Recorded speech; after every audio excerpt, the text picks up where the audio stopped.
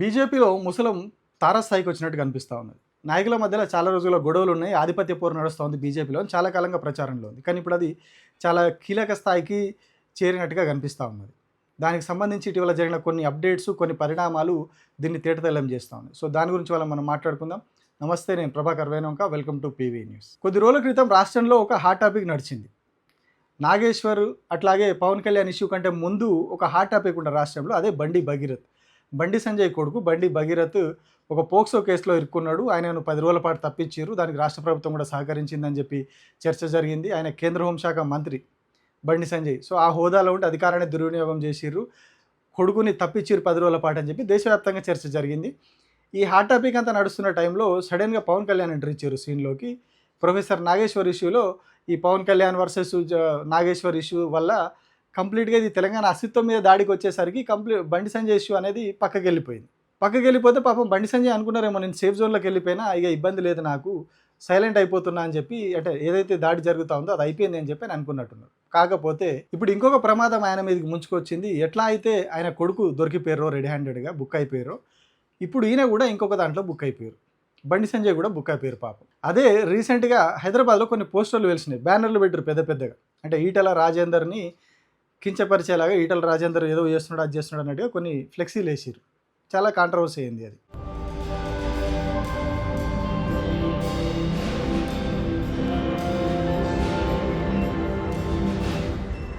అయితే ఇది ధర్మపురి అరవిందే వేయించిండు అనే ఒక చర్చ సోషల్ మీడియాలో పెద్ద ఎత్తున జరిగింది.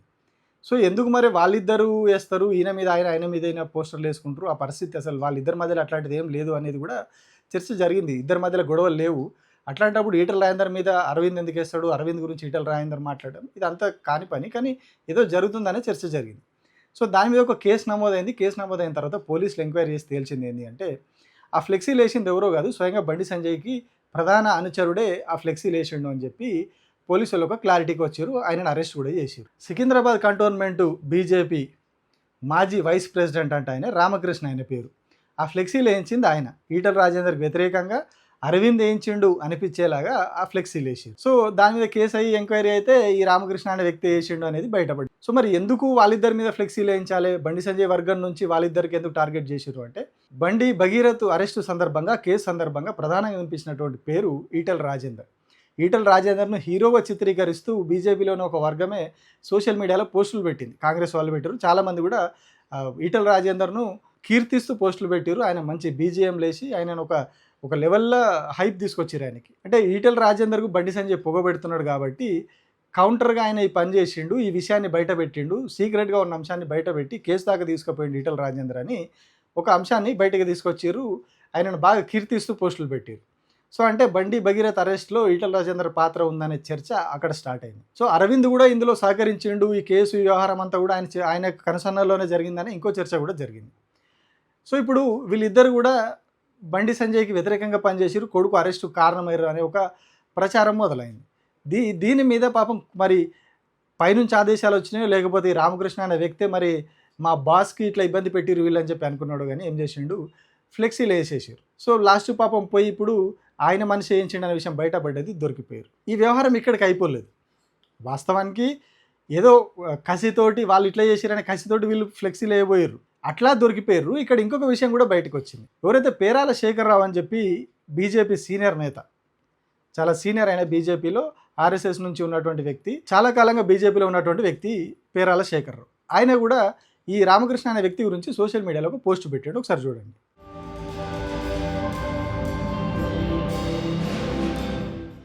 ఈయన టెంట్లో ఆయన పైసలు ఎత్తుకపోతుండు, పైసలు మాయం చేస్తున్నారు వీళ్ళిద్దరు కలిసి, పార్టీ నిధులన్నీ కూడా మాయం చేస్తున్నారు.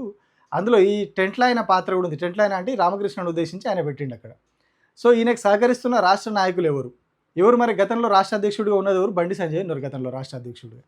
సో ఆయనకు ప్రధాన అనుచరుడు. సో మరి ఇక్కడ ఈయన నిధులు, పార్టీ నిధులు మాయం చేయడంలో ఆయనకు సహకరించిన వాళ్ళు ఎవరు అన్నట్టు ఇక్కడ పేరాల శేఖర్రావు పెట్టిన ఉద్దేశం ప్రకారం. సో మళ్ళీ ఎక్కడికి పోతుంది, బండి సంజయ్ గారి దగ్గరికే పోతున్నది.